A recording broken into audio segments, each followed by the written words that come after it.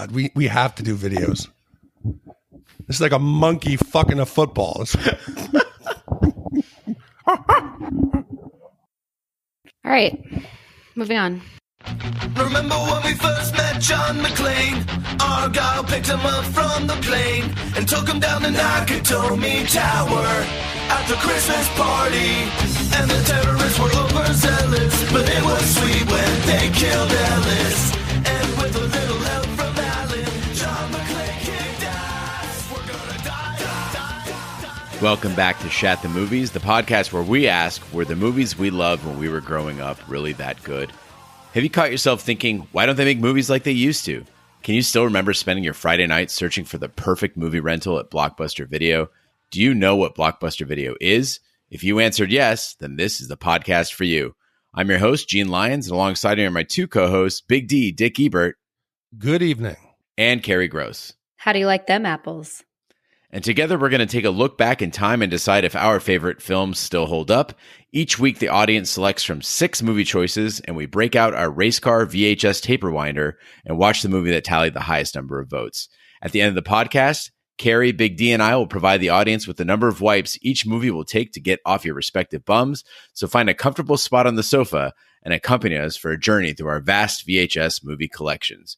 You can download Shat The Movies via iTunes, Google Play, iHeartRadio, TuneIn, Spotify, or wherever fine podcasts are found. And Big D, I believe we're now on Pandora. Is that right? We are. Big news. We were lucky a couple months ago to be contacted by Pandora. Everybody knows them for creating personalized music stations, and they were breaking into the podcast game. They were going to be one of the biggest distributors out there to rival Apple and Google.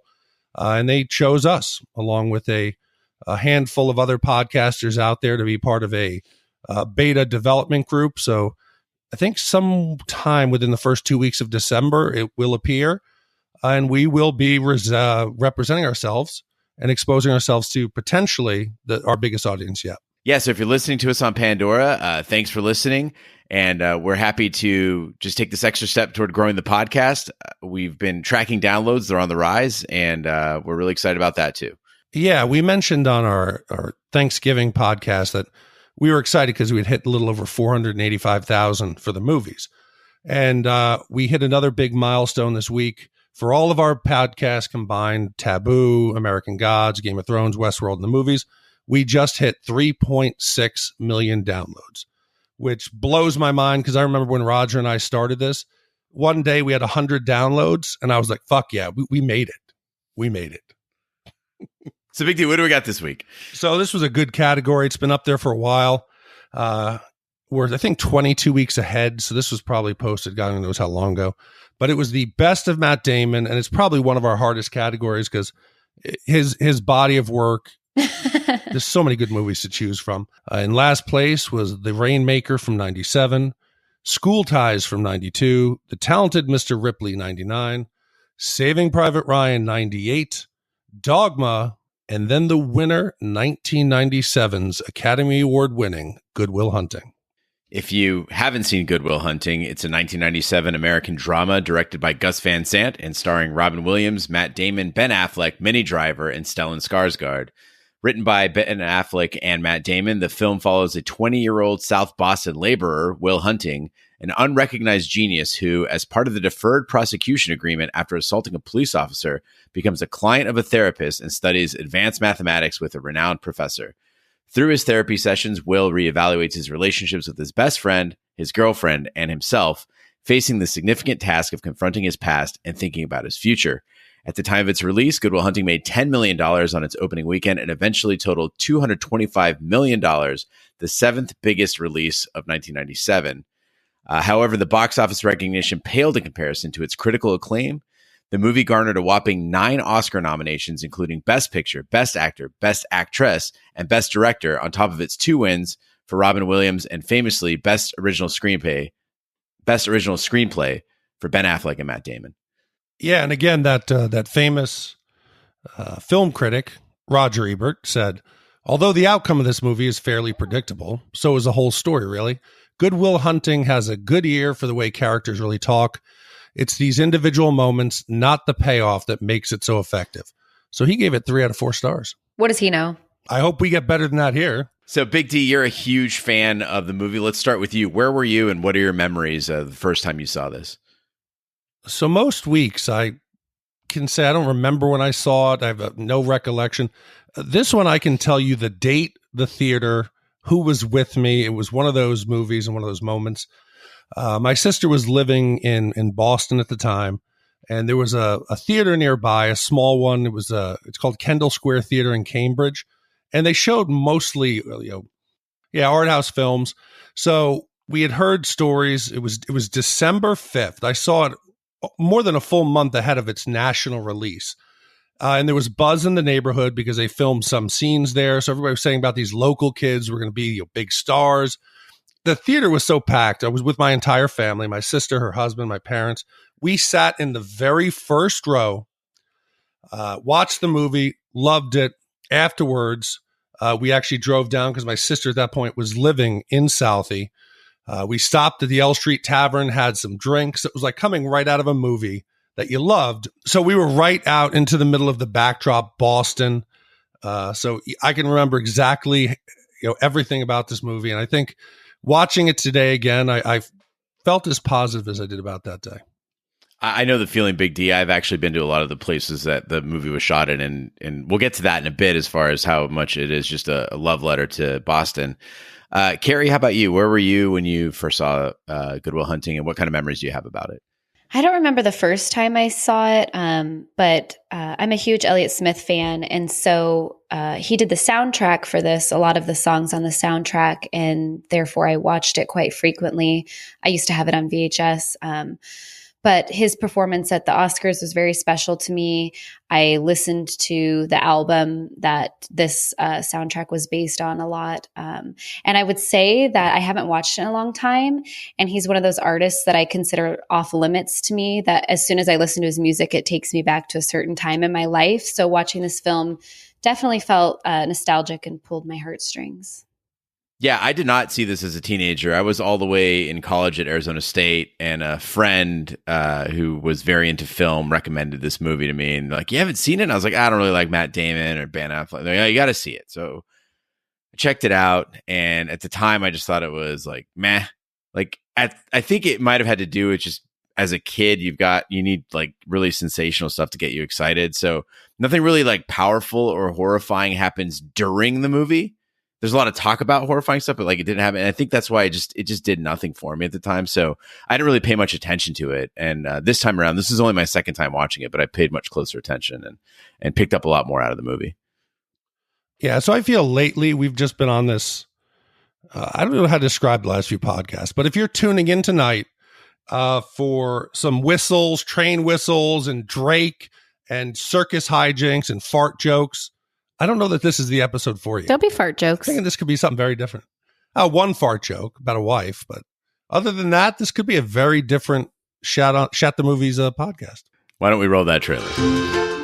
On the campus of one of America's leading universities. There is a problem on the main hallway chalkboard. It took my colleagues and I more than 2 years to prove it. I'm hoping that one of you might prove it by the end of the semester. The most gifted mind to ever enter its classrooms. This is correct. Who did this? Is the person who cleans its floors. I just need the name of this guy who works in my building. Got this job through his PO, you can call him. P.O.? Parole officer. Meet Will Hunting. I've been looking over this rap sheet of yours. Assault, theft, resisting. I've spoken to the judge, and he's agreed to release you under my supervision. Really? You have to meet with a therapist every week. That's pretty good. For the first time in his life, he's about to meet his match. How many shrinks you go to before me? 5. This boy's genius is unparalleled. I need someone who can get through to him. Yeah, let's do it. I'm pumped. Let's let the healing begin. I went on a date last week. Going out again? I don't know. This girl's like, beautiful. She's smart. She's fun. She's like perfect right now. I don't want to ruin that. Maybe you're perfect right now. Maybe you don't want to ruin that. Have you talked to him at all about his future? Give him time to figure out what he wants. This boy has that gift. Can you imagine if Einstein would have given that up just to get drunk with his buddies every night? Some people can never believe in themselves. I can't learn anything from you unless you want to talk about you. Until someone believes in them. You can do anything you want. You are bound by nothing. And you're sitting on a winning lottery ticket. I'd do anything to have what you got. And some never know how much they can have. I love you. Until they discover how much they can give. Academy Award winner Robin Williams, Matt Damon, Ben Affleck, Stellan Skarsgård, and Minnie Driver. Good Will Hunting, nominated for 9 Academy Awards. 20-year-old Will Hunting of South Boston is a self-taught genius who works as a janitor at MIT and spends his free time drinking with his friends. When Professor Gerald Lambeau posts a difficult mathematics problem as a challenge for his graduate students, Will solves the problem anonymously, stunning both the students and Lambeau. As a challenge to the unknown genius, Lambeau posts an even more difficult problem. Will flees when Lambeau catches him writing the solution on the blackboard late at night. Later at a bar, Will meets Skylar, a British student about to graduate from Harvard, who plans on attending medical school at Stanford.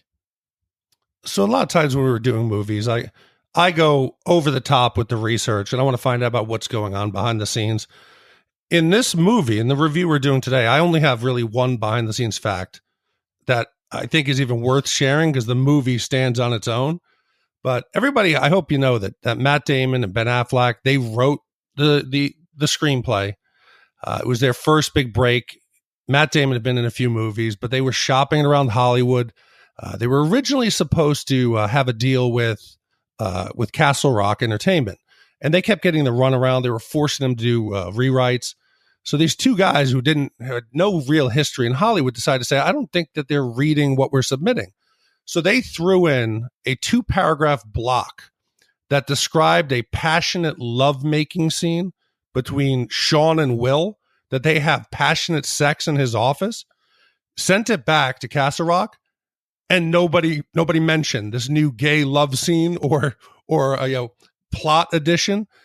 It then went over, surprisingly, to Miramax Films onto the desk of Harvey Weinstein, who was actually the first person to read the gay love scene and question it. And once Matt and Ben saw that they were interested, and of course, Harvey Weinstein had to have, his ears had to have been perked up when he heard this gay sex scene. They immediately struck a deal, and that's why Miramax became the distributor of this film. But it's amazing how quick these two rookies learned the game from. It's amazing how quick these two rookies learned to play the Hollywood game. I'm gonna have to actually you here. First of all, it's Affleck, not Affleck.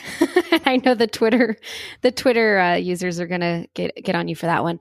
But I was watching a ton of interviews after the movie was over because it won so many awards, and they were interviewing Damon years after the fact, asking him about this. And even though he was 25 at the time, he was 27 when it was finally released, and he won the Academy Award for screenplay. He had joined the Actors Union at the age of 16, so he wasn't. Ooh. He wasn't a novice, but this was his first screenplay. He started writing it actually while a student at Harvard, and a lot of it is based off of his experiences there. And the character Skylar is based off of his girlfriend, Skylar, who left him right before the movie premiered for Lars Ulrich from Metallica. Oh, fucking stupid move. Like, of all the dudes in Metallica to Lars, like the biggest douchebag in the band. Like Jim's they're pretty much all douchebags, but Lars is like king of douchebags. I don't know. I just watched a documentary on those stupid toys that Roger collects, what they call those pop-ums, the pop vinyl. Kirk Hammett is an avid collector. He looks worse than Steven Tyler does. He looks like an old bag woman. He's balding, but he's got the long hair on the sides. It's terrifying. Yeah, I mean, we're not talking about looks here. We're just talking about being a douchebag. Do you remember when Lars was on his big, quest for music rights, digital rights management? And he was like, oh, LimeWire and Napster, you're stealing music, from his mansion. We're, taking our money away. But yeah, piracy. Woo. One thing is great. No, piracy, boo. Piracy, boo, Big D. But with these guys, though, you can tell that a lot of the engine to this movie is that they're writing what they know. And so being Boston guys, being Cambridge guys, and really understanding this world, I thought that this whole movie was really served, and you can tell from the scenery, from these big long shots of Boston Common and the Charles and, Cambridge, Harvard campus, MIT, that this is a very obvious and beautiful ode to Boston and a testament to what makes it unique. And I think as I didn't appreciate this movie as much as a kid, and now I do more as an adult, I also didn't like Boston that much when I was a kid. So I think there's people who love Boston, people who hate it, and there's a lot to hate. Like there's the fact that it's a sports town that goes to bed really early. It's heavily religious. And then as you and I, Big D, were talking about earlier, you've got these Harvard people and these Tufts people and these MIT people that are just kind of assholes. But going back as an adult, I started hanging out with moped kids in Cambridge. And there's also these like shipping lanes where you can hang out and like dive bars in Cambridge. And there's a lot, despite the 52 institutes of higher education in this in the city area. There's a lot of like cool underground shit going on in Jamaica Plain and areas of Cambridge. Great live music scene. So I like that that they showed kind of the differing worlds of Boston, and I appreciate it a lot more now. Yeah, like I've spent substantial time in Boston. My sister was a graduate of Boston University. I'm a huge Yankee fan, so I used to go up there every year for the final series. I was there in '96 for Clemens' final game when the Yankees went into the playoffs for the first time. Well, they went in '95, but for Clemens' final game as a Red Sox. I find the town, we discussed this before we went on, that yes, it is a center of high learning, but it's a very blue collar town. I don't think the divide is that great. You could go into a bar and see someone who was a Nobel laureate or a Nobel Prize winner, and also a couple guys who swing a hammer for a living. So it's a very weird town like that, but I really do love it. And I think this movie does a great job to highlight the city of Boston as a character, much like Heat did for LA. I think that provides a great transition there, Big D, as far as, we've talked about the setting for the movie, but really as we get into the plot and some of the memorable scenes from there, that disconnect between the blue collar Southie guys and the Harvard guys, I think was really shown well in some of the bar scenes. Yeah, I mean, we are introduced to Will as a janitor at Harvard who is solving these math problems, and the dichotomy of the intellectual Harvard scene, and he's just a labor worker. But we see him in this bar scene where some Harvard douche is trying to impress the character played by Minnie Driver and is insulting his friend, and he steps in, and instead of fighting him, he uses his intellect to insult him, which, I mean, then later asks him to step out on the street if he wants to fight him. But he ends up getting Skylar's number, and we're led to that scene where he says, how do you like them apples, which is iconic and a pretty great burn. What I think is funny, and Gene and I were discussing before we went on, that there's an irony in these beginning scenes to what we think and what we learn in the end. That, yeah, the whole, Clark, he's that guy when he breaks into the evolution of market economies in the southern colonies. And then he starts in where he says, you know what, at the end, when Will really, cuts him down and shows that he's a hack, he said, well, you'll be serving my kids French fries as I'm going to a ski trip. Will's big comeback is, at least I won't be unoriginal. As the movie goes on, we learn Will is doing exactly what Clark is doing. He's reciting what he's learned. He's a bit of a fraud, just like Clark. So I think it's kind of funny how, Will is actually what he is rallying against and what he hates.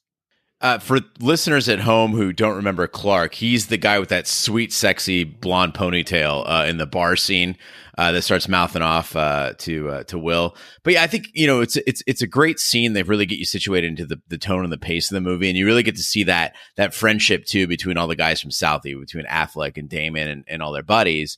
And the movie is it'll transition frequently between this drama and this kind of more fun flippant attitude, and then kind of bring it together as it reaches toward the end. So I thought it was a really good setup for what we could expect as far as like comedy, one-liners, banter throughout the movie. Yeah, so am I the only one who this movie made them feel a bit dumb? Can normal people just recite these facts and just, quote text that they read 15 years ago? Does that happen? I mean, I can't go page number and passage, but I frequently find myself rattling shit off and people are just kind of staring at me and I go, oh God. But I don't do it in like a smart off. Like that seemed really bullshitty. Like, I don't think people actually do that.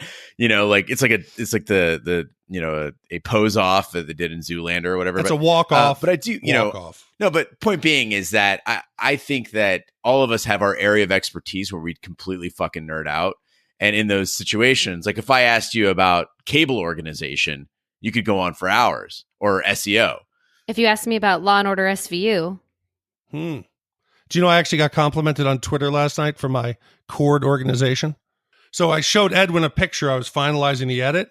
And instead of saying, hey, thank God I'm happy, he goes, nice setup, awesome chord management. So at least he appreciates me. If we use the space in our heads for that we have for song lyrics, everyone remembers the song lyrics. So, we're capable of it. But there's a question that they raise in here with the math problem. Most of us are not math magicians. We can't figure out what the writing, it's hieroglyphics to most of us. And they show that one problem that they supposedly Jerry and his gang have been working on, took them 2 years to crack. There's a website and a YouTube page for an organization called The Number File. And it's run by a guy named Jerry Grime. And he is he resides at the Department of Mathematics at the Theory of Physics at Cambridge University. And he breaks down how this mathematical problem is really simple, that anybody can solve it. And it got me to thinking, a lot of schools now are cutting cursive writing, skills that were required 100 years ago. Maybe you had to forage and farm to survive. They're starting to cut basic skills now. The technology has taken over that, the ability for them to do that. Nobody can read a map anymore or use a compass. We just have GPS. Is math going to go that way? Unless you're doing some advanced degree, is math still really required in a daily modern life? When I was in nursing school, a lot of the exams that we took, there would be 6 final questions on the end of it that were math-based. And it was, calculating some kind of pharmaceutical dosage based on the patient's weight and the time of day and blah, blah, blah. And you had to get 100% on the math questions. All the theory was questionable and, you could get an 80 or above, but math had to be 100%. And I'll tell you now, as a practicing nurse, that I've used none of that ever. And we have programs on our computer that, if you need to figure out the dose for a medication, you just put in your patient's information. But I mean, I tutored, if you can believe this, as you guys just watched me try to put my microphone together, I tutored calculus in high school and I don't know how to do any of it anymore. So there's a certain irony to teachers telling us when we were in school. I think Big D, you probably had this experience. I don't know if you did, Kerri, when they were like, you're not always going to have a calculator on you in life. Mm-hmm. Wrong. Then the iPhone was invented. Yeah, the fucking iPhone. I have one all the damn time. So yeah, I mean, it's. But I don't think my math skills have declined that. I don't know if I could do calculus anymore. You're probably right. I will say that. Good thing I learned the Pythagorean theorem, but not how to fucking do my own taxes or how to apply for student loans or, how to electrically wire anything I might actually need in day-to-day life, but I memorized the Pythagorean theorem. No, do not ever touch your wiring. Don't. You? No, we'll be having an in memoriam for Kerri Gross. All right. So the next day, Will and his friends fight a gang who used to bully Will when he was a kid. The police arrest Will. Lambo arranges for Will to forego jail time if he agrees to study mathematics under Lambo's supervision and participate in therapy sessions. Lambo calls on Dr. Sean McGuire, his college roommate, who now teaches psychology. Unlike other therapists, Sean challenges Will's defense mechanisms, and after a few unproductive sessions, Will begins to open up. So one of the, we open up here and we start to see, the group of friends and how loyal they are to each other. And we break out, first we see them hanging out in the bar, they're having drinks. The relationship seemed really genuine. They're doing stupid stuff that guys do, especially Southie guys. They're drinking beers, watching Little League games. They're going out getting some food, and they run into Carmine, who in the past had picked on Will when he was young. And Will being an abuse survivor, he doesn't take to it well. So they pull the car over, they go out there and they jump Carmine and his friends, and this fight breaks out. And it's shot in this really cool way that I think if anybody's gotten into a fight, I mean, we already talked about Kerri being a nurse, so I figured we would talk about people getting in fights so Gene could, talk about his fighting experience. But when you're in a fight, time does slow down. It becomes this weird effect. And they overlay this, the Jerry Rafferty Baker Street song and Church Bell. So Gene, do you have an experience like this when you've been fighting that instead of it being a hectic, crazy experience, that you almost things become more clear? I don't know if it was choreographed exactly the way I would have done it, as far as like some of the kicks and the punches looked a little off. But the point being is that, yeah, there was a really good representation of that. And you see it again, I think, in A Bronx Tale. I think it's represented. A lot of movies will use this effect. And I thought it was pretty cool. It is kind of crazy to think about like the way your mind functions. Also, I've always had kind of an amnesia afterward too. Like people would be like kind of recalling, well, oh yeah, and then that happened and that happened. I'm like, I don't remember any of that shit. Like it was just a blur in hindsight. You know? I had a crazy ass experience. It was New Year's Eve. I don't remember the year. I was in college. We took the train into Manhattan. A friend had rented out a bar, and we thought it'd be great to drop acid on the train. So we got into Penn Station, could not remember the name of the bar, didn't have cell phones, were dressed for a night at the club, and were standing out in Times Square. It was cold as hell. So my friends got blasted. I just stayed tripping. We got on the train and we're going back at like 5 a.m. And one of the guys just starts running his mouth to the conductor. And the trains are free on New Year's. So it's not like you didn't pay the ticket. The conductor says, you open your mouth one more time, you're going to get kicked off the train. Of course, he opens his mouth. We get kicked off the train. It's, however, 4 or 5 a.m. I mean, you can almost see the sun start to come up. So now we're standing outside. We're screaming because we're pissed that we now have no way to get home. There's a bar across the street that obviously had the friends in. It was after closing time. They hear my friend screaming. 15 guys come across the street. So now I'm tripping balls. I'm 3 or 4 stops out of Penn Station, and these 15 guys jump us. I swear I was Neo from the Matrix. I could see punches coming. I was bobbing and moving, dipping. I'm trying to pull my friends out of it. In the end, I was right in the middle of it. I got hit maybe twice. My friends were pretty bad, pretty fucked up. And they're looking at me like, Dick, why didn't you help? I'm like, dude, why didn't you guys move? Couldn't you see the punches coming? I was seeing trails of light. It was, if I could see like that every day, I'd be Chuck Norris. Listen, not a knock on Good Will Hunting, but I want to watch that movie instead. That sounds like some very like Fear and Loathing type shit. But you got to explain to me and Kerri, because Kerri and I, when we go out clubbing, like it's very predictable. It's going to be black and shiny maybe. But Big D, what it constitutes club wear back in your clubbing days? I'd be tripping. When I mean clubbing, I mean I was dressed to spend the night inside.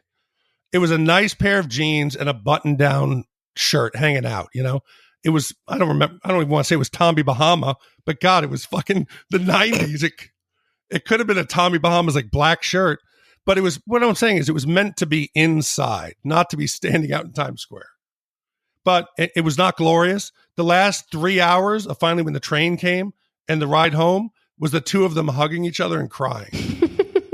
I felt guilty for about 20 minutes. All right, so enough about the violence. Let's talk about the love in this movie. What do you guys think of the relationship between Will and Skylar? Well, on the note of Big D saying that he felt the relationships between the friends were genuine, I thought the chemistry between Will and Skylar was realistic and relatable. In the bar scene where the Harvard douche is trying to kind of instigate something with his friend and hit on her, she finally approaches him and says, I've been waiting for you. You blew it. I've been waiting for you all night to come talk to me. And then he calls her as his first call in jail. I think their date, in the Five and Dime seems sweet. I loved Minnie Driver as Skylar. But I read that Harvey Weinstein, he didn't want to cast her. Everybody else had already picked her, but he didn't want to cast her because he didn't think she was quote unquote cute enough. But I adored her. I thought she was sweet and charming and adorable. Yeah, I'm not a fan. Her head takes up 80% of the frame. First of all, she's got that bizarre, that's such a cheap shot, box-shaped head, chauvinist, and then her laugh is insanely off-putting. I loved her laugh, and I thought her personality as she approached him was just so contrived that I was just like, "Oh, I get it. You're British and you're plucky." and you got a square head. And I was just like, I did not. She looks like a Lego. She looks like a fucking Lego person. That's true. Aww. She does. She does have a weirdly shaped head, but I found her to be cool. I found her to be down to earth. She's telling like blowjob jokes the first time she meets the crew. She's not being contrived and pretentious. I think she's kind of funny and original. They're having a good time. They go to like a dollar store and he's throwing caramellos around or caramel and they're having fun. That kiss, Gene, that kiss seemed genuine. Their first kiss where she says, let's not wait till the end of the night. Let's have a kiss with sandwich in our mouth. Yeah, no, gross. And this gets me to the point of the issue that I have with this movie is everything feels too lighthearted. Everything feels too unrealistic. Ben Affleck's whole crew, with the exception of Casey Affleck, you can tell everyone is acting. I felt like I could hear the scripts rustling in their hands. Ben Affleck is overacting. Matt Damon is overacting. Minnie Driver is way overacting. I felt that the first two therapy scenes that Will had with Robin Williams that were supposed to be funny, they didn't get a single laugh out of me. I have to disagree here. I want to touch on her laugh. I thought was genuine and realistic. And I hate when women filter their laughs because they find that men might find them unattractive. I think her uninhibited laugh is cute. Also, I would say that what I've read is a lot of the script was ad-lib. Casey Affleck's for sure was improvised, but a lot of it was improvised.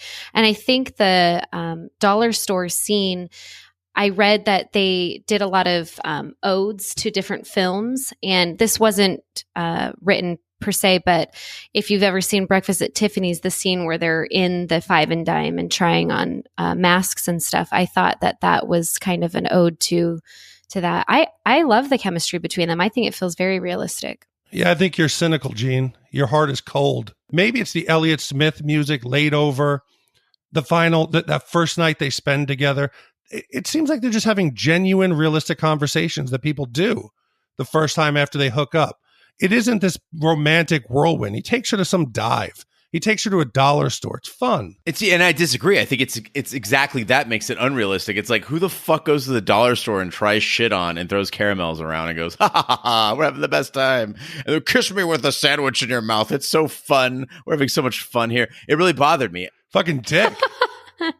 The movie did not take on a point that I could even stomach until Robin Williams snapped in that scene with Matt Damon. So the first two therapists he goes to, he's making fun of them. I guess we're supposed to laugh, but I don't think it's funny at all. What? And finally they get to the scene with Robin Williams when he just fucking chokes Matt Damon. I go, oh shit.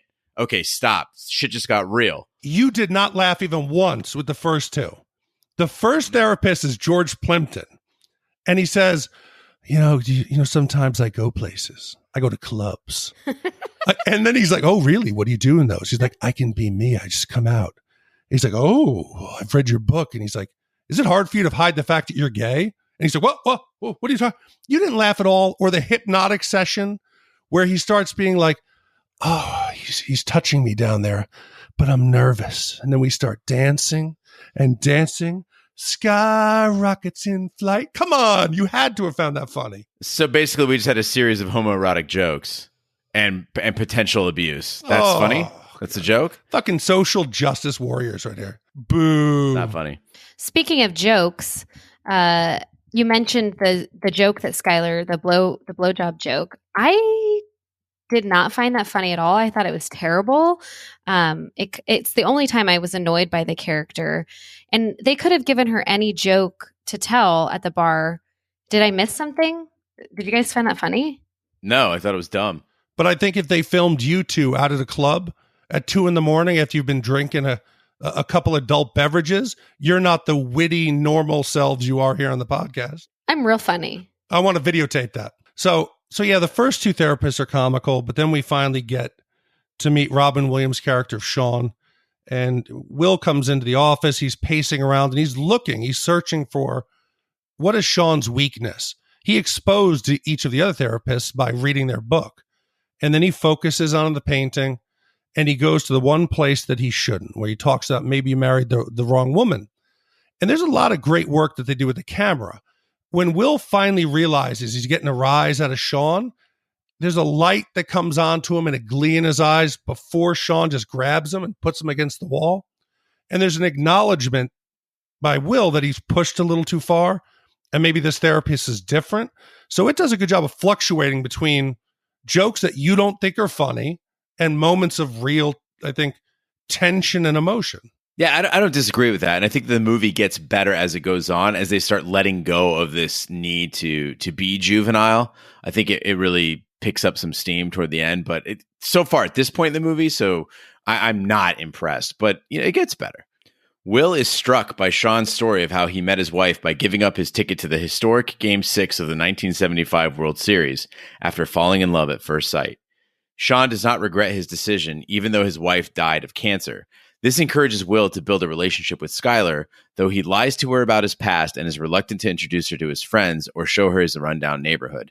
Will also challenges Sean to take an objective look at his own life, since Sean cannot move on from his wife's death. So one of the themes that runs through this is Will's fear of being abandoned. And he would rather end it with Skylar than have her find out something about him that's wrong and leave him. Sean's experience with his wife was that it's the people's imperfections that we actually tend to love and what makes us unique and bond. What most people call imperfections, he thinks that's the good stuff. Like his wife farting in bed, believe it or not, he misses those things. When you're dating someone, do you find these imperfections, are they annoying or are they endearing? Yeah, for me, I think people misunderstand this entire concept. So I like imperfections. I think that their idiosyncrasies are very endearing. But people mistake this for a way to, I don't know, either excuse the behavior of people who is like that's abusive or just neglectful. Or you'll also see people do this in public that is completely demeaning and irrespectful to their husband or wife, boyfriend or girlfriend, where they'll be like, oh yeah, she always, leaves her shit all over the apartment, but that's just her, or like, oh, he never brushes his teeth, but whatever. And it's like, it's that poking at the person. So in this case, I mean, obviously the wife is dead. He's sharing a very intimate detail in a very intimate moment. And I think that's perfectly okay. And I do believe that does seem genuine. You do have those things, but at the same time, most of the time when I hear this sort of thing, it's somebody just as a coping mechanism to not deal with the fact that their partner has something seriously wrong with them. But I mean, I think if you make it through the initial dating phase, then it's something you're okay with. People generally don't start to get annoyed if they've gotten past the first hump. Like I could never deal with a girl who chewed with her mouth opened. No, the first date, I wouldn't be able to do it. So there's no way that I'd get past that. And then 2 years in, be like, I can't believe she's a mouth breather. I could close your mouth. We got past the first date, then it's on me. So maybe these things are endearing. But I think one of the points that Sean's making is that it's when that person's gone, some of the things that you miss the most were the imperfections. And that's absolutely true. You miss the weird little things that they used to do that nobody else does. Because most of the people hide that from the world. They only show those flaws and dark side to the ones that they love. Well, and what he's doing here is trying to reflect that back to Will by saying, you build these walls, you close people out, and therefore no one will ever get close to you because your fear of abandonment. But I read that Robin Williams ad-libbed that entire scene, and Matt Damon, who wrote the script, had no ideas. So his laughter, and they're in tears by the end of the scene from laughing, is all genuine. Yeah, I'm glad somebody found it funny because I was just like, why are they laughing about his wife farting? She farted so hard that she woke herself up. Bah, ha, ha, ha. I didn't get it. Fell flat. No, there's cases of people dealing with a traumatic experience that they'll actually laugh out of fear. He's revealing the darkest part, the most painful parts of his heart, and laughter is the only way they can they're sharing a moment to help them both deal with it. Yeah, but the film is asking me to believe that this 20-something tough guy out of Southie is being forced to meet with this therapist and finds the fact that the therapist's wife farted herself awake so funny that he's in tears laughing. I believe Matt Damon is in tears laughing. I don't think that Will Hunting would be in tears laughing. And so that carries on into dramatic scenes at first too. That scene where they're at the lake between Robin Williams and Matt Damon, it felt so scripted and self-righteous, and there was just this pontification. I was like, get the fuck away. No, I mean, that scene had me in tears. It was beautiful. And Yep. I mean, maybe because you haven't loved a partner like that before. Ooh, shots fired. I that's a guess. I'm just saying. No. I think she's got a good point, because for me, I wrote down, you said you hated it. I wrote that I think this was the scene that won him the Academy Award. No, and I felt that they shot it looking for an Oscar. Like they shot it exactly the way you would shoot an Oscar scene. They're on a bench together in a park. There's a one-on-one conversation. And this kid is sitting there and fucking listening to this guy go on and on and on. Guess what? Mission accomplished. They won the Oscar.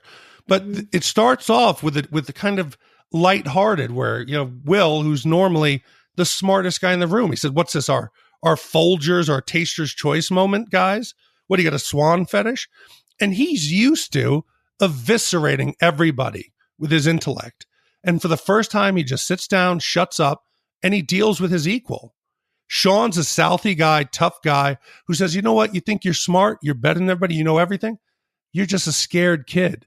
He tears the facade. I can't believe I'm saying all this shit. And we're the guys who normally make dick jokes, but no, he tears that fake veneer off of Will, that he's invincible, he's smarter, you waste your money on education. And at the end of that conversation, Will doesn't say a word because he's exposed for the first time. I think I was so moved by it because, you know, one of the stages of grief that people get stuck in a lot is anger. And you can just see that Will hides his anger and builds walls with his anger, with his intellect, and saying, you know, these things that he doesn't need to prove to other people, and he doesn't need these relationships. And Robin Williams is like, you're angry, but you have no idea. You have no idea the loss that other people have experienced and what you're closing yourself off to. Yeah, still not buying it. So for me, if he could call him Sport or Chief or Son one more time, that'd be great. But there is a silver lining for me, and that's when they get to the World Series story. That's where I'm like, okay, all right, this I buy. There was a magic between the two of them that you could see a connection there that was working for me. And they dropped one of the greatest subtle jokes in film that I was like, how the shit do people not quote this? The fuck you joke is fucking hilarious about being a shepherd. Did you guys catch that? You're the shepherd, little Bo Peep. No, but the fuck you part. Fuck you. Fuck it. Anyway, Lambeau sets up a number of job interviews for Will, but Will scorns them by sending his friend Chucky as a chief negotiator. Will turns down a position at the NSA with a scathing critique of the agency's moral position. Skyler asks Will to move to California with her, but he breaks up with her and later storms out on Lambeau. Sean points out that Will is so adept at anticipating future failure in his interpersonal relationships that he deliberately sabotages them in order to avoid emotional pain. Yeah, so the first half of the film, we've had, you know, kind of good Will hunting. He's nice. We're hoping for him to get better. So hot on the heels of his, going after Sean, he devastates Lambeau. You know, Jerry. Jerry is a guy who, you know, he has his little personal assistant with him all the time. Everyone bows down to him. He's a rock god. He's a hero. And this kid from Southie tears him down, says, this math is simple for me. I'm sorry that you can't see it. It's embarrassing for me to teach you. He sets that paper on fire with the solutions, throws it on the floor. And this guy who prides himself on being, you know, one of the smartest mathematicians in the world, and this kid tears him down to where he's on his hands and knees. Did you not find that kind of, it devastated me. It was much like the scene where he breaks up with Skyler. Yeah, the darker scenes of this movie completely work for me. And so this one was great in the sense that it was, you know, there was a power to the destruction of it. And the way that he's on his knees, he's, you know, his glasses are slightly slumped and he just looks broken at that point. And I think that it's great. And also the fact that Will does not come back in the room and sit down or whatever, confronted with this guy being totally devastated, he still fucking walks out. No, and it's about people exposing vulnerabilities. This guy who doesn't seem like he has a weakness, he says, I wish I didn't know you existed so I could sleep at night, because the knowledge of knowing someone like you exists keeps me up at night. I thought it was great. I mean, I'm enjoying this as we go along, and I'm shocked you're not coming with me. No, I'm saying I like the dark parts. The same with the romance. I hated the romance between Skylar and Will until I thought the banter between them throughout the entire movie was insufferable. And the bar jokes, as we talked about, I thought both all their bar jokes sucked. Ben Affleck sucked too. But the pillow talk about the NBA that they were doing was really, really stupid. And then something happened when they were outside of Au Bon Pain, having like the patio coffees or whatever, the iced coffees, and they had that kiss. That kiss was on. That is a good use of tongue. Everything was good. And then that fight scene was gorgeous and real, and Minnie Driver killed it at that point. So I needed to see that, and I wanted more of that out of the movie, which was the pain and like the visceral breakdown of things. I just felt like they didn't have the same quality when they were approaching the lighthearted part of it. It just didn't work. But man, when he tells her he doesn't love her to her face, she just it's like she got a gut punch. Like she is fucked up. And I've seen that. I've been that person, and I've seen that. It's rough. I like to, one of the ways that I judge dramatic movies like this is how the characters cry, if they're able to convey a realistic cry, because it's hard. I mean, if you had to cry on the spot and, unrelated to anything that's actually happening to you in this film because it's fictional. But when he tells Skylar that he doesn't love her anymore and she just collapses on her bed, I'm like that. And then Elliott Smith comes in. It's realistic, and I thought she did it beautifully. Pro tip though, ladies, if a guy slams you into a wall and punches the wall repeatedly while yelling at you, might be a good sign that it's probably not okay to be safe around him. Just saying. Those to me, those are red flags. This guy's going to punch her at some point. That's the first red flag. The fact that his 12 brothers don't appear. That might be number one. But Kerri, I want to just kind of address something you said about the crying. A lot of times Hollywood movies try to make crying look pretty. Real crying is ugly. You're like, whoa, don't film me doing that. So Minnie Driver did not mind going to that ugly zone, and it came across as real. I think she started in that ugly zone. Oh, you're dick. Another scene from the movie that I wanted to touch on, when Ben Affleck and Matt Damon are having the discussion, it's Matt Damon's almost saying like he's bored by his opportunities and intellect that have been given to him, and that of course he wouldn't take these jobs, and he wants to stay where he is and be a masonry. And Ben Affleck has the conversation with him that he's like, this is insulting to everyone here that is, only given the opportunity of manual labor, that will never be anything more than this. And you were given the opportunity to do something better with your life. And so it made me think of something that I've struggled to articulate. And I wanted to ask you guys, do you think that everyone given hard work and determination can achieve the same opportunities of everybody else? Like, I feel like our culture tells children that they can become anything that they want. If you work hard and you never give up, you stay positive, just do it. But I think that's bullshit. Like, there's literal things that are keeping someone from achieving anything: location, money, education. What are your thoughts? The best representation I ever saw of this was it was some video where they were trying to teach this lesson to kids. So they lined them all up in a field that they were going to race. And they said, yep, everybody's got a free chance at this, but if you have both parents living at home, take 2 steps forward. The kids who had parents at home took 2. If you guys have never gone to sleep hungry, take a step forward. And they kept going through subtle advantages that a lot of people have that they don't realize. Not everyone has a roof over their head. Not everybody has heat. Not everybody has both parents. Not everybody can afford to buy a textbook.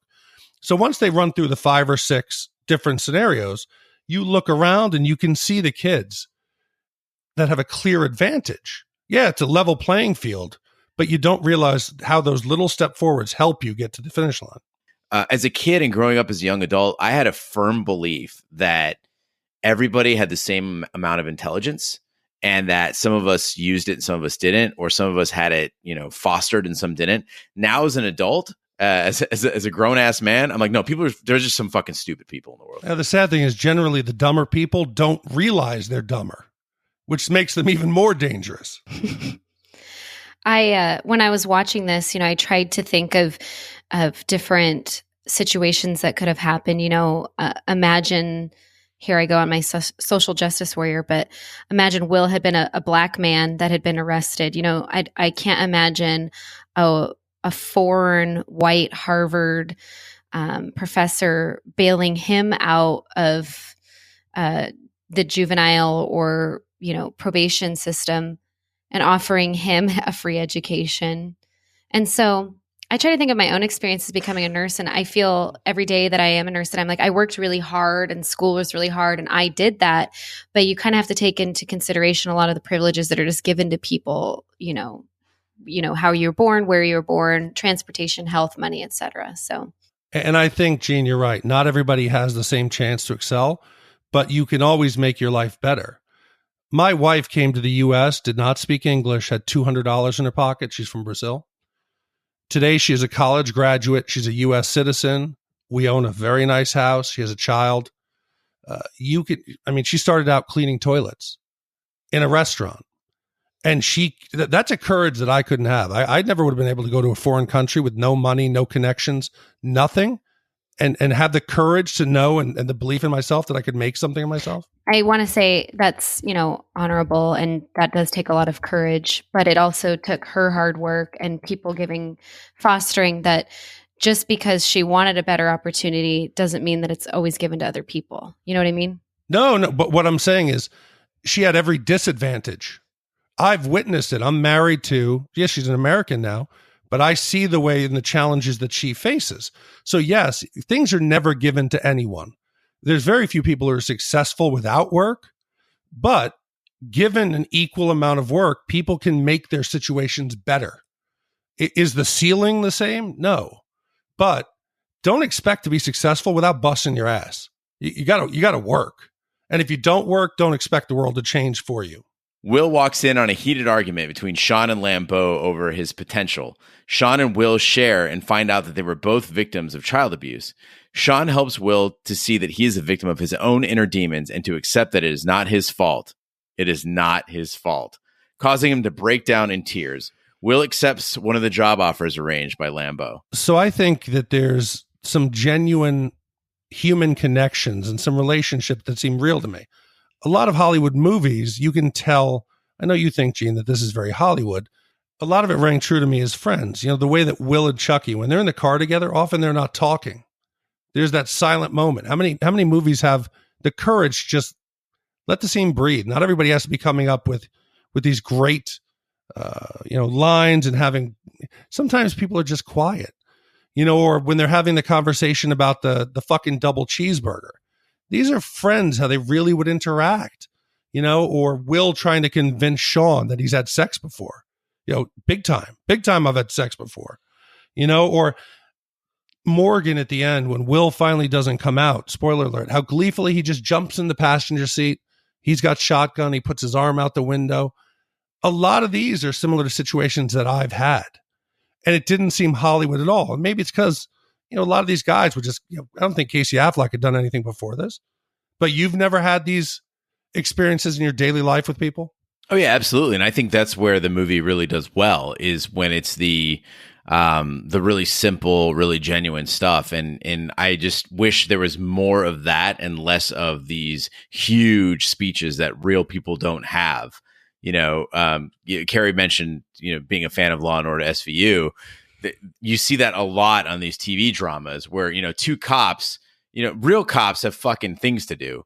But no, in this, every single case that comes through SVU, 3 cops will be hanging out in the locker room or in some really well-appointed office in New York, and they're all just discussing at length the feelings that they have about this particular case. And I'm like, that's what I felt this movie was doing a lot, was there was just way, way, way too much speech giving. And I liked the parts where they were actually just genuine people just living. I think another thing that I thought this movie did well is they put somebody that's generally known as a comedian, Robin Williams, in a, very serious, somber character. And it's something that I've always enjoyed. You think Jim Carrey in Eternal Sunshine, that the scene that, it's not your fault. He's so brilliant and genuine that he deserved this Academy Award. So I would like to go back in time and see how I reacted to this final scene. before I was a parent, because where they're sharing their experiences with abuse, and Will says, I picked up the wrench, fuck him, I'm not going to let him get the best of me. I just kept thinking about how many kids in real life go through this and experience this on a daily basis, that they're afraid for their safety, and their connection and their story seems so real.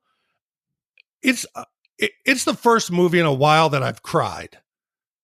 And I don't know how, I really think it was a lot of what was on screen. It was genuine. It made me feel something. It made me think about an aspect of life that a lot of us just hide. We don't ever want to let it in. And this movie really hit me in a way. My sister-in-law is in town from Brazil. She was sitting on the couch next to me, and I'm trying to hide the fact that I'm like tearing up. I'm like, okay, hand like over my face, and I'm trying to put the pillow. I don't even know if she saw I was crying, but it was some heavy shit. I think what was done so well here is that they didn't have Sean's character, do this whole speech and delve into this thing that he just very simply said, it wasn't your fault. Like, it's not your fault. And yeah, I mean, it was pretty intense. And it ended up with a redemption for both characters. Will's first attack, that he was a coward, that he gave up. He bet it all and lost it. He said, well, buck up, put your chips on the table. And Sean takes that advice, and we see that they've changed each other, that Will's going to give life a chance and let people in, and that Sean is going to pack his bags and actually start to live life again. So I think it was anything but a Hollywood ending. Oh, I think it might be a bit of a Hollywood ending, but I do agree with you guys on the point that the final scene, or the climactic scene, I guess, between Robin Williams and Matt Damon was brilliant. Again, I agree with Kerri that simplifying it, making it real, telling a person repeatedly that thing that they need to hear, as much as they're going to try to push it away, just keep telling them that, Sometimes it feels really obvious that this is the thing you're supposed to say to a person. But you got to keep saying it. Like, it's just, and some people are aware of that, and they'll tell you, I need that affirmation, and some people don't. But what I got to on this movie for me was, if you said, Gene, we're going to remake Good Will Hunting, I'd be like, great, let's play it as a straight drama. Because you've got two dark worlds to explore here. You got Southie, and you've got the educational rigor and pressure of the academic world in MIT and Harvard.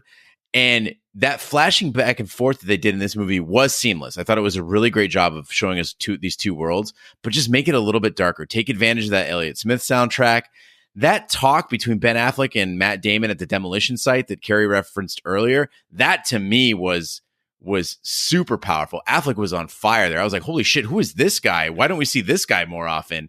And just, it reminded me, I really connected with when I had to say goodbye to a lot of friends from childhood, because I had to leave that back. Like, I had to go further in my life. And also those other people that I'm sure we all know, those people who had so much potential and just fucking tossed it. And, it was super powerful. And he had his little teeth in that scene. Oh, he was so noticeable. The little chiclets. Yeah. So bad. But what do you think, though, about that final scene where they all come together, they scrape their nickels and dimes, and they give him the ugliest fucking car he's ever seen? That, again, seemed genuine. You could see that they were like, a lot of times you see people who make it out of these tough areas.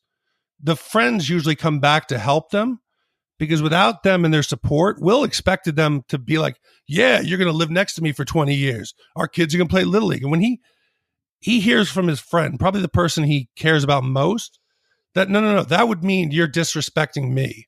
You're disrespecting what we all worked for. It was the wake-up call he needed. I don't think it was the gift itself, but the idea behind it. We are supporting you moving forward. We're supporting you getting out of these circumstances that we all live with. And the joke, is like, this is the ugliest car I've ever seen. But I thought it was a beautiful gesture. And I have friends like that, and I'm thankful. Having helped Will overcome his problems, Sean reconciles with Lambo and takes a sabbatical to travel the world. When Will's friends present him with a rebuilt Chevy Nova for his 21st birthday, he decides to pass on his job offer and drive to California to reunite with Skylar. Sometime later, Chucky goes to Will's house to pick him up, only to find that he is not there. much to his happiness. So like Big D said earlier, I thought it had the perfect ending. I love that they show Will letting his guard down and going after the girl without actually showing them reunite. And then the end credits with Elliott Smith had me feeling both happy and somber. And I think that's the skill of a great film. Yeah, I watched it with my sister-in-law, and she said, I don't know if it's the woman or girl in me, that she was hoping that we'd at least see them make eye contact. Were you hoping for that? I was, but I was more thankful that they didn't, because it's more realistic. It's open-ended. You don't know, does the car break down? Does he not make it? I think leaving it open-ended was the correct way to do it. See, I would have liked it a little more open-ended if Ben Affleck went to the house and knocked on the door and nobody answered. And you're just like, well, what happened to Will? Like, did he drive off to go meet with her? Did he take a job with the NSA? Did he become Jason Bourne? Like, where did it go? Did the NSA make him disappear? Does he find Casey Affleck just jerking off in a baseball mitt in the middle of his living room? Yeah, so I mean, to me, that brings me to my whole conclusion on the movie is that in the end, Casey Affleck was the best thing about this movie. The jerking off in the baseball glove, the being the butt of all the jokes, and he to me seemed like the only guy in the movie who was just not acting. Like he was just there, he was just present, and he was the most believable character to me. I was shocked that I didn't recognize his talent, and I know there's been a lot of controversy about him as a person. But the guy is a talented actor, no doubt. And I think this is, I don't know, I can't believe I didn't notice this the first time around. No, like 95% of his lines were ad-libbed.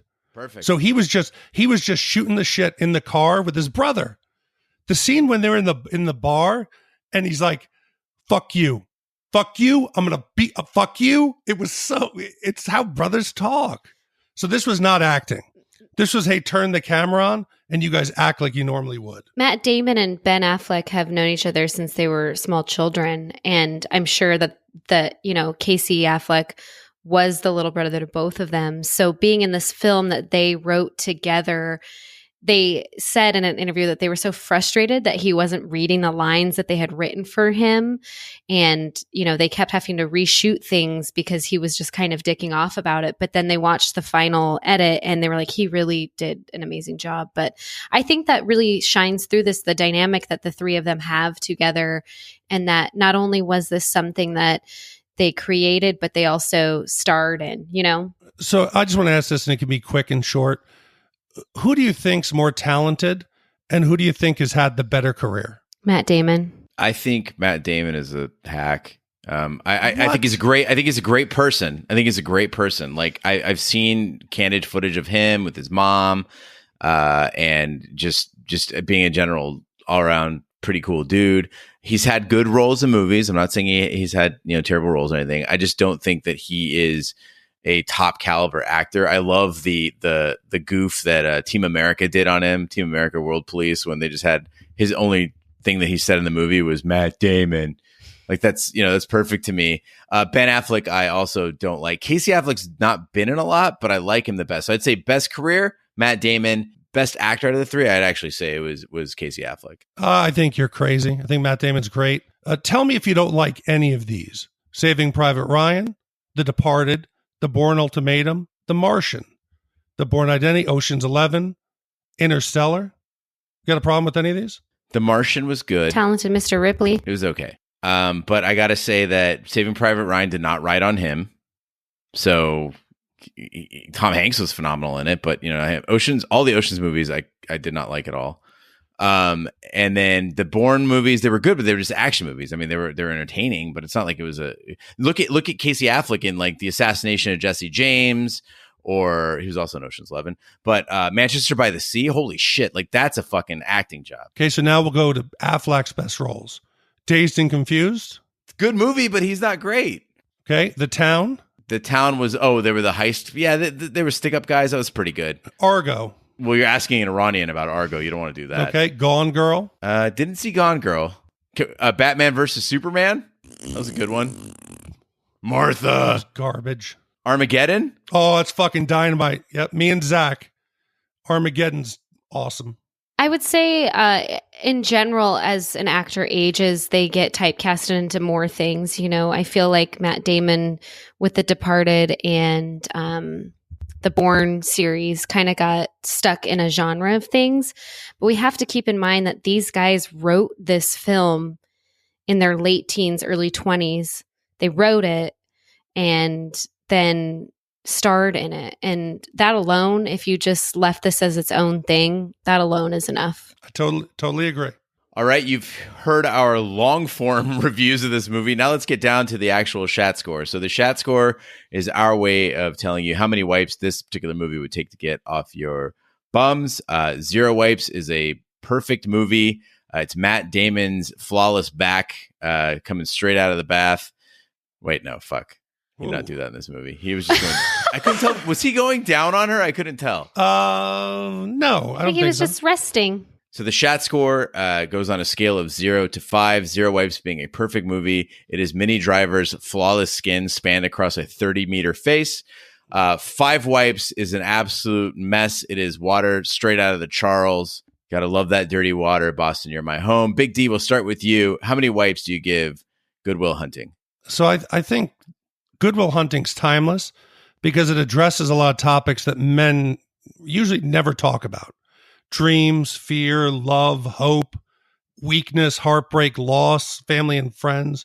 It tackles a lot of deep and uncomfortable topics with care. And I think it shows a lot of genuine emotion and sincerity. There's character growth that's deeply moving. I think it focuses on a lot of emotional trauma that most movies can't tackle.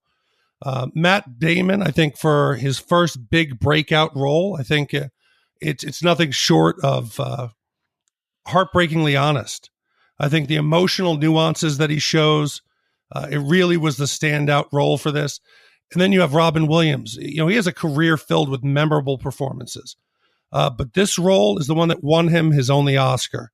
And it's the performance that he's compassionate. He's beaten down. He's world weary, but he's a savvy therapist, and it's the one that a lot of people remember him for. It's very subdued.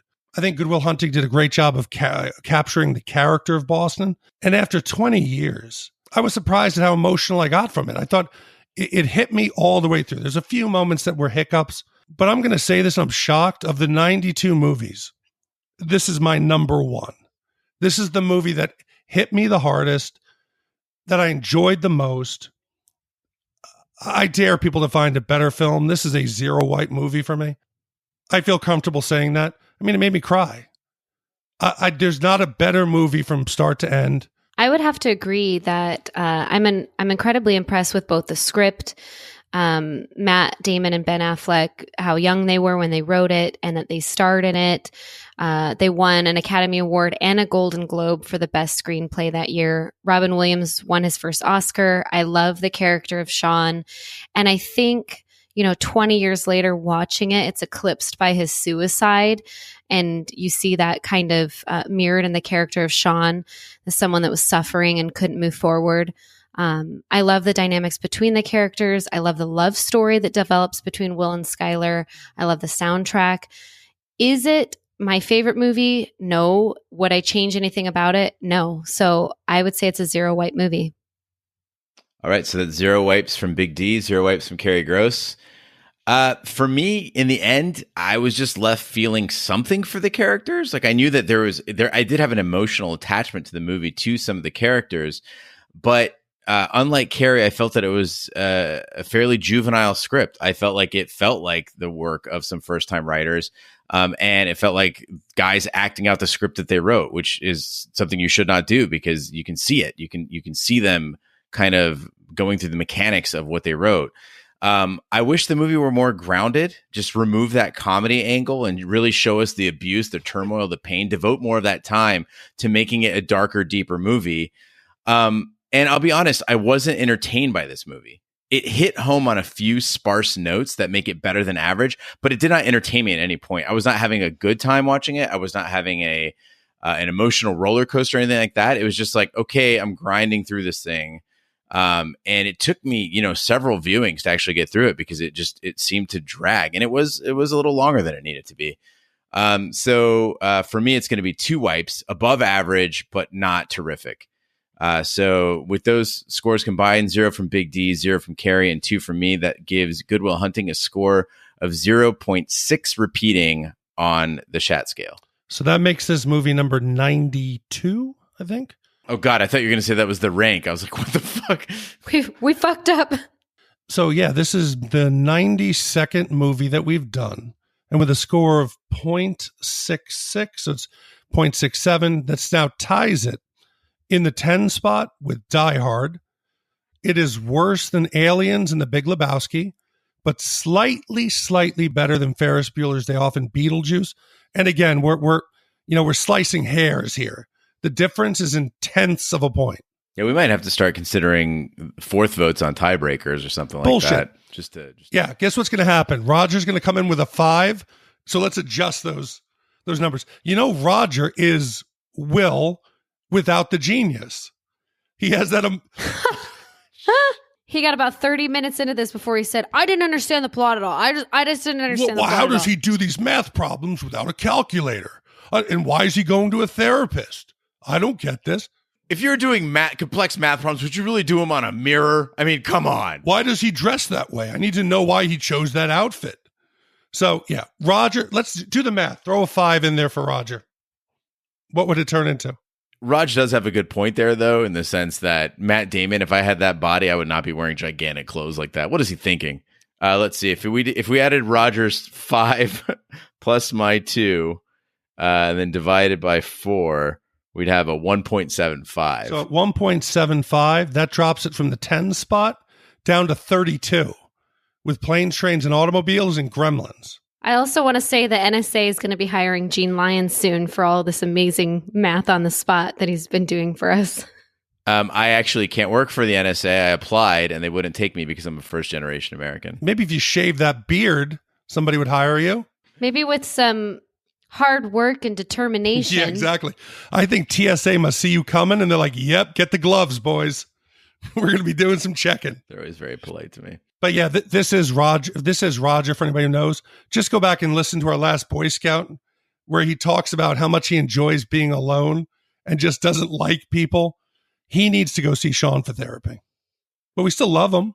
I just wouldn't date him. Raj, it's not your fault. It's not your fault, Raj. We love you. It's not your fault. Say it, Gene. It's not your fault, Raj. It's not your It's fault. not your fault. It is not. It's not your fault. It's not your fault. This does not define you. Also, I jizzed in your glove. Yeah. Now is the time of the podcast where we do the shout-outs. Shout-outs are our way of saying thank you for listening to the podcast. If you'd like to hear your name on the podcast, just go to shatthemovies.com, look for a shout-out box and put your name in there. We will read it on the podcast. We've got a ton to catch up on, so I'm going to try to rip through a bunch right now. So shout-outs to Andy Beach, Stuart Burgess, Jono, Gina and Bill, platonic friends, Bruno Mars Sr., Venom 99, Mark Anthony Munden Griffith, Alejandro the Great, Danielle Bueltel, Doobie01, Sheck Wes Mitchell, Catherine, Brian, also known as Bri Pie, Paul the Party Animal Haslam, Chris, Handsome Dan Lopez of Arizona, Darcy Riccardi, Cooperman, Frodo Vagins, Pod to Pod, and Sully from Perth, Western Australia. Thank you so much, everyone, for listening. Again, if you'd like to hear your name on the podcast, just go to shatthemovies.com, find the shout-out box, and put your name right in there. All right, so moving on to next week, Big D, we're getting into the Christmas season. What's coming up next? Yeah, so next week is going to be a good one. We've had a lot of people voting online for it. I think it's in the best of Tim Burton, but we think it matches the holiday season, and we're going to try to do what we did for Halloween, where we're going to try to do 2 or 3 holiday movies to spice up the time you have, sitting on your couch at home, dealing with your family. So we're going to do a Tim Burton classic about a gentleman with scissors for hands, and he's brought into a new community after living in isolation. So stay through the outro, listen to the trailer, see what we're going to do next week. And I apologize for my voice. Does it sound raspy? Yeah. Yeah. Sounds like a Deborah. Oh, I'm struggling. All right, that concludes this week's episode of Shat the Movies. Be sure to follow us on social media and share with a friend. We're on Twitter, Snapchat, and Instagram at Shat the Movies. On Facebook, search for Shat the Movies Podcast. The website is shatthemovies.com. Email us with your movie or category ideas at hosts@shatthemovies.com, or just tell us what you think of the podcast. Speaking of giving us feedback, we're everywhere fine podcasts can be found, including iTunes, Google Play, Stitcher, and YouTube. Be sure to subscribe, and if you stop by iTunes, be sure to leave a review. That helps the podcast grow. Also, you can check out our sister podcast, Shat on TV, where we review TV series such as Westworld, Taboo, American Gods, and Game of Thrones. You can find all that information on our website, shadontv.com.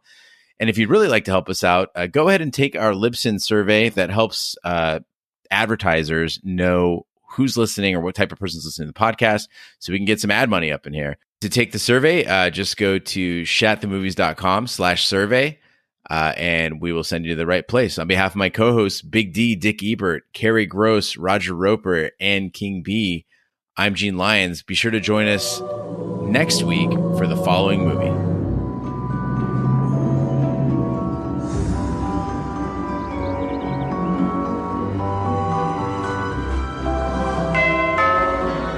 Avon calling. Ooh, this is some huge house, isn't it? Hello? Why are you hiding back there? You don't have to hide from me. I'm as harmless as cherry pop. Those are your hands? Those are your hands. I think you should just come home with me. Joyce, I just saw this strange guy driving with Peg. Did you get a good look at it? Hi! Scissors. Whoa, it's a heck of a handshake you got there, Ed. Kim, this is Edward who's gonna live with us. Well, this must be quite a change for you, right, Ed? Those things are cool. Can I bring him to show and tell on Monday? He's a highly imaginative character. It seems clear that his awareness of what we call reality is radically underdeveloped. Eddie, you take my very breath away. Do you have a girlfriend? Is there some special lady in your life?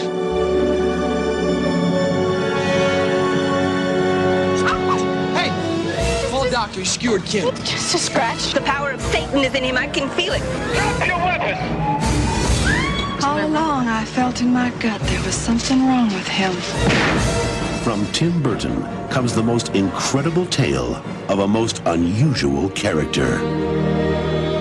Edward Scissorhands. Hold me.